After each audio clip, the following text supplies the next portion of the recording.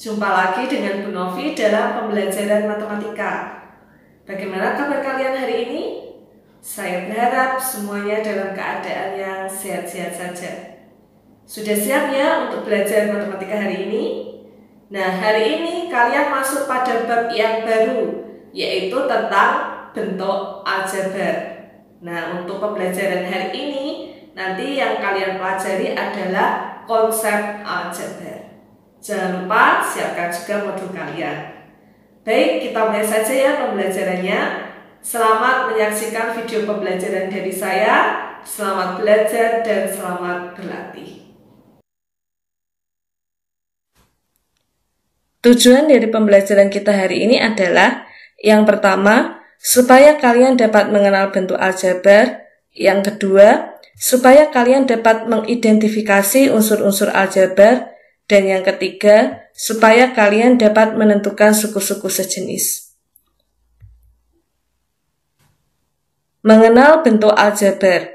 Suatu hari, terjadi percakapan antara Pak Erik dan Pak Thohir. Mereka berdua baru saja membeli buku di toko yang sama. Pak Erik berkata kepada Pak Thohir, "Pak Thohir, kelihatannya membeli buku tulis banyak sekali." Jawab Pak Thohir, "Iya Pak, ini pesanan dari sekolah saya. Saya beli 2 kardus dan 3 buku." "Pak Erik beli apa saja?" Jawab Pak Erik, "Saya hanya membeli 5 buku, Pak. Buku ini untuk anak saya yang kelas 7.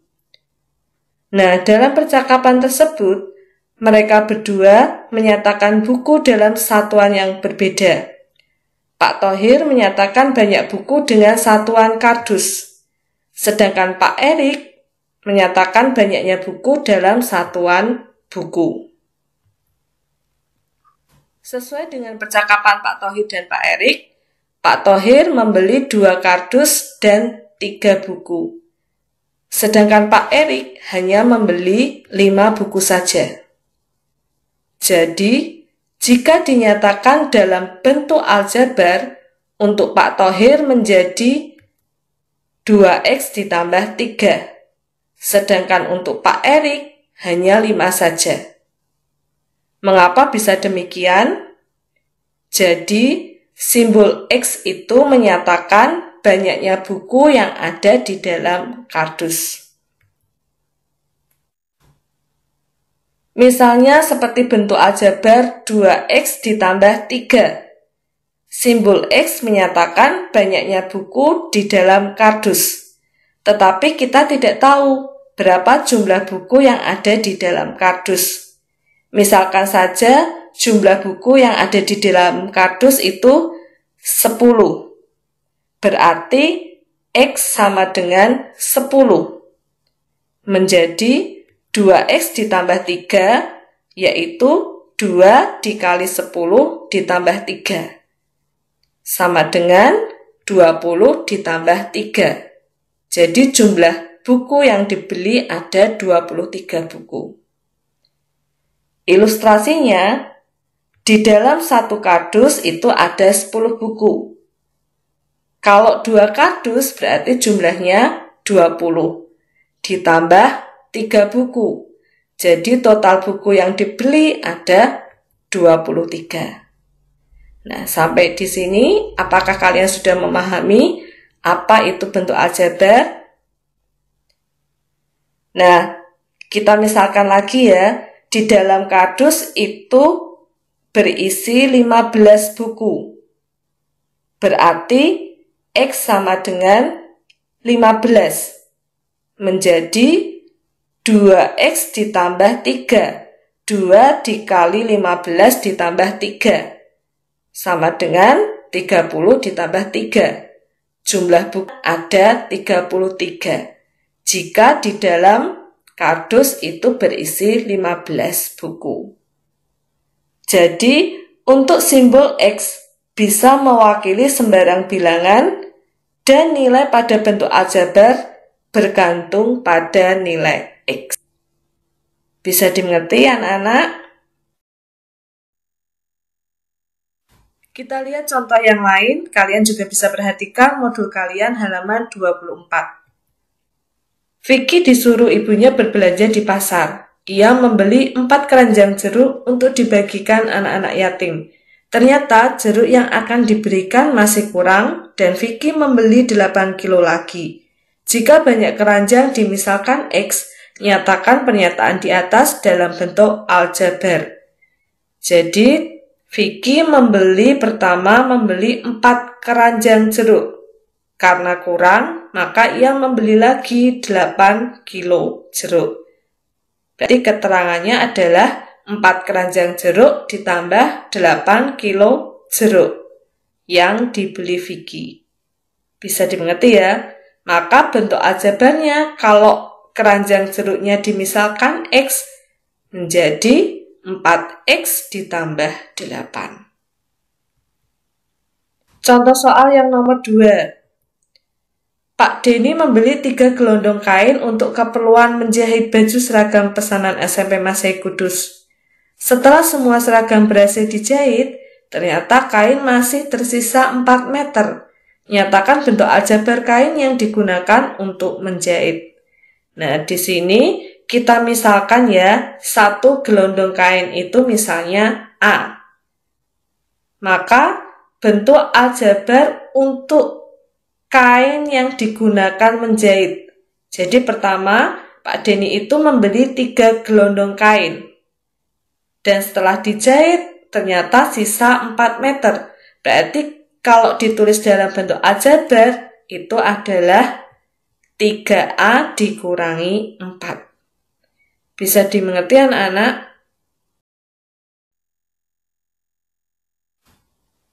Kita lanjutkan dengan unsur-unsur aljabar. Pada cerita sebelumnya, 2X ditambah 3 itu merupakan salah satu contoh bentuk aljabar. Dan unsur-unsur yang ada pada bentuk aljabar itu ada suku, ada koefisien, ada variabel, dan juga ada konstanta. Nah, di sini 2X disebut sebagai suku. 3 juga disebut sebagai suku. Suku adalah bagian dari bentuk aljabar yang dipisahkan oleh tanda tambah atau kurang. 2X ditambah 3 itu adalah bentuk aljabar yang terdiri dari 2 suku. Disebut suku 2 atau binomial. Kalau bentuk aljabarnya hanya 1 suku, misalnya 2, 2X, X negatif 3AB, disebut suku 1 atau monomial. Sedangkan bentuk aljabar yang terdiri dari 3 suku, misalnya 2X ditambah Y dikurangi 3, disebut suku 3 atau trinomial. Dan bentuk aljabar yang terdiri lebih dari 3 suku, misalnya X kuadrat dikurangi 2X ditambah 3Y ditambah 4, dinamakan polinomial, yaitu bentuk aljabar yang terdiri dari lebih 3 suku. Itu adalah jenis-jenis dari suku: monomial, binomial, trinomial, dan polinomial. Bisa dimengerti anak-anak? Baik, kita lanjutkan pada unsur selanjutnya. 2 di sini disebut sebagai koefisien, yaitu bilangan yang menyatakan banyaknya variabel berupa bilangan real atau angka di depan huruf atau di depan variabel. Bisa dimengerti ya? Sedangkan X itu disebut variabel, sesuatu yang belum diketahui nilainya, atau berupa huruf kecil dari A, B, dan seterusnya sampai Z. Dinamakan variabel. Sedangkan 3 disebut konstanta, yaitu angka yang tidak punya variabel atau nilai yang selalu tetap. Itu dinamakan konstanta. Nah, ini adalah unsur-unsur dari bentuk aljabar. Ada suku, koefisien, variabel, dan konstanta. Bagaimana anak-anak?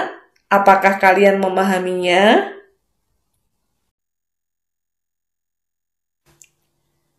Untuk lebih memahami lagi tentang unsur-unsur aljabar, Kita lihat contohnya, kalian juga bisa perhatikan modul kalian halaman 25. Contoh yang nomor 1, 5P. Berarti di sini banyak sukunya ada 1, atau disebut apa anak-anak? Iya, monomial. Unsur yang lain, koefisien dari P itu adalah 5. Variabelnya P. Untuk konstantanya tidak ada ya, karena konstanta itu tadi apa? Bilangan di depan variabel atau huruf. Karena tidak ada, tidak perlu disebutkan. Bisa dimengerti ya? Kita lanjutkan dengan contoh yang nomor 2. 10AB dikurangi 3. Berarti banyak sukunya ada berapa anak-anak? Betul, ada 2 atau disebut binomial. Nah, unsur yang lain berarti koefisien dari AB itu 10. Variabelnya AB, konstantanya adalah negatif 3. Jadi kalau misalnya di depan konstanta itu ada tanda negatif, maka harus diikutkan, disebutkan. Tapi kalau misalnya tandanya positif ya, sebutkan saja bilangannya. Bisa dimengerti anak-anak? Kita lanjutkan contoh yang nomor 3. 2x kuadrat dikurangi y ditambah 7. Berarti banyaknya suku ada berapa? Betul, ada 3 atau disebut trinomial. Unsur-unsurnya berarti koefisien dari x kuadrat itu adalah 2. Koefisien dari y itu adalah negatif 1. Jadi tolong diingat, jika ada bentuk aljabar x saja atau y saja itu artinya 1x, 1y. Ya, jadi kalau di sini negatif y itu artinya koefisiennya adalah negatif 1. Bukan 0. Bisa dimengerti ya? Kita lanjutkan untuk variabelnya. Berarti variabelnya ada x kuadrat dan y. Nah, untuk menyebutkan variabel itu tidak seperti konstanta. Jadi variabel itu disebutkannya positif, tidak boleh negatif. Jadi kalau di sini negatif y itu artinya variabelnya y. Koefisiennya itu yang negatif 1. Bisa dimengerti ya? Kita lanjutkan. Konstantanya adalah 7. Contoh yang keempat. 2x ditambah 3y dikurangi z ditambah 10. Nah, berarti ini banyak sukunya apa anak-anak? Iya, polinomial karena lebih dari 3 suku. 2 itu koefisien dari x. 3 itu koefisien dari y. Dan negatif 1 itu koefisien dari z. Jadi koefisiennya itu 2, 3, dan negatif 1. Bisa dipahami ya? Nah, kemudian variabelnya berarti x, y, dan z. Ingat, z saja, tidak usah negatif z. Paham ya? Kemudian konstantanya adalah 10. Bagaimana anak-anak? Apakah kalian sudah paham tentang unsur-unsur bentuk aljabar? Baik, kita lanjutkan dengan suku-suku yang sejenis. Suku-suku sejenis adalah suku-suku yang mempunyai variabel dan pangkat yang sama. Kita lihat contohnya. Contoh yang pertama, 2x ditambah y dikurangi 5x kuadrat ditambah 4y dikurangi 6x. Dari bentuk aljabar ini ada suku yang sejenis. Kita bisa lihat dari variabel dan pangkatnya. Kalau ada variabel dan pangkat yang sama, itu bisa dikatakan suku yang sejenis. Berarti ini suku yang sejenis adalah yang mana? Iya, 2x dan negatif 6x. Nah, di sini untuk menyebutkan suku, kalian juga harus memperhatikan tanda yang ada di depan. Jika tandanya negatif, maka negatifnya juga disebutkan. Jika tandanya positif, berarti tidak perlu disebutkan. Bisa dimengerti ya? Nah, selain 2x dan negatif 6x, Mana lagi yang sukunya sejenis? Iya, Y dan 4Y. Bisa dimengerti anak-anak? Kita lanjutkan contoh yang nomor 2. P kuadrat dikurangi 3Q ditambah 2PQ kuadrat dikurangi 4P kuadrat ditambah 10PQ kuadrat. Berarti kita lihat variabel dan pangkatnya yang sama adalah iya, P kuadrat dengan negatif 4P kuadrat. Ada lagi? Ya, 2PQ kuadrat dengan 10PQ kuadrat. Betul. Contoh yang nomor 3, X kuadrat dikurangi 3Y ditambah 6 dikurangi Y kuadrat ditambah 10X dikurangi 2Y kuadrat. Nah, sukunya yang sejenis berarti iya, negatif Y kuadrat dengan negatif 2Y kuadrat. Hanya ada satu ya yang sejenis. Bagaimana anak-anak? Kalian sudah bisa memahaminya? Nah, hari ini kalian sudah belajar tentang bentuk aljabar ya. Tadi kalian belajar mengenal bentuk aljabar, kemudian unsur-unsur dari aljabar dan suku-suku sejenis. Jika dari kalian ada yang masih belum mengerti akan materi ini, kalian bisa langsung bertanya kepada saya melalui nomor WA saya. Bisa dimengerti ya? Untuk menguji apakah kalian sudah memahami materi ini, seperti biasa nanti ada latihan soal, kalian bisa mengerjakannya di Google Classroom.